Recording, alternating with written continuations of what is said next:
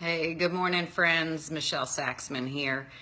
And it's been a while since I've done a Facebook Live. I think I've needed some time to just unwind from my summer. And I have a message for y'all. And I've been running, I'm walking, running, and I've cried a little bit this morning. And then I had the voice of a friend that reminded me that when I get real and raw with you guys, it actually helps and encourages others.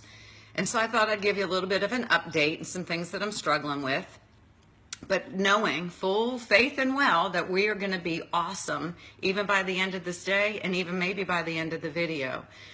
But so Nora suffered her traumatic brain injury at the end of April, and we had a pretty rough summer. But she has started back to school last week, but she's not where she thought that she would be.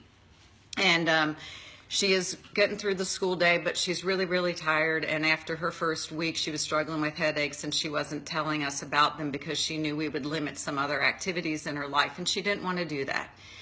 And we got some quizzes coming up this week, and how are we going to navigate? She's not where she wants to be because she wants to be normal. And we have a new normal, and it looks really different than what other kids are doing. And y'all, if I cry, I'd like to say I apologize, but I'm just going to be real. So this world tells our children in high school that they need this GPA, they need these honors classes, they need this volunteer, they need this extracurricular, they need all these applications, they have all of these deadlines, all of these expectations. Well, that's really different for us right now. But what I want to share is my message, what I hope to get through is that when we are pressed, really pressed to our core, our greatest essence has an opportunity to surface. And one of the things we struggled with this summer, because she'll never play volleyball again, and I kept saying to her, that is not who you are. That is what you do. Who you are and what you do are two very different things. And I know the who you are from when you were in second and third grade is still in there. And then when it had to do with identity and struggling with identity. And I was always a volleyball player, and this is what I was known. Okay, but that's what the world calls you. That is not what we call you. That's not what our Heavenly Father calls you. But you still have to struggle with those earthly dimensions. Well, today is the 1-year anniversary of one of her friends passing. So all white for T. Wentz, and this is from working out this morning, but today's an all-white day in honor of the passing of Tyler Wentz from Nora's high school, who passed away a year ago from a drowning accident.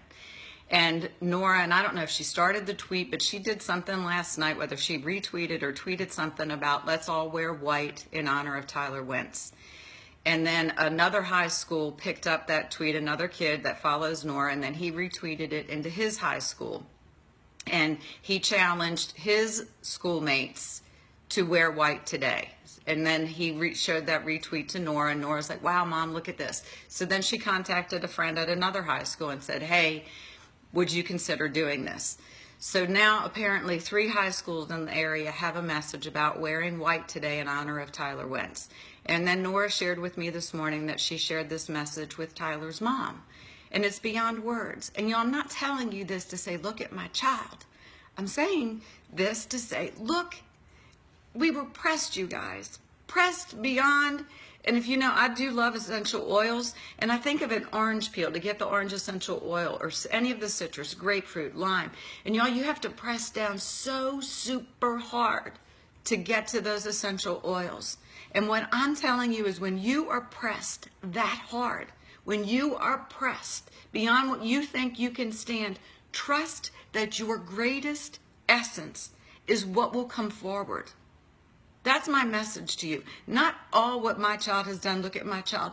So we're not going to have the things that this world rates us by. She's not going to have the GPA and the SAT. Well, she might. But we're not going to do what the world is expecting and calling us to do. My greatest time of being pressed was when my marriage was completely destroyed and ended, my world. And when a marriage falls apart, it impacts the children, it impacts the family, it impacts the friends, it impacts the church, it impacts more than the 2 people involved in the marriage. And I've been pressed and my greatest essence came forward.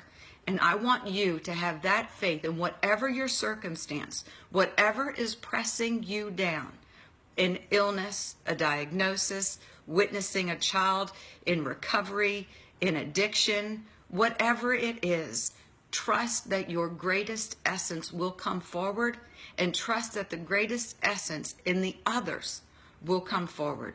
Y'all, it is time for us to remove our masks and live in faith. Trust our Heavenly Father.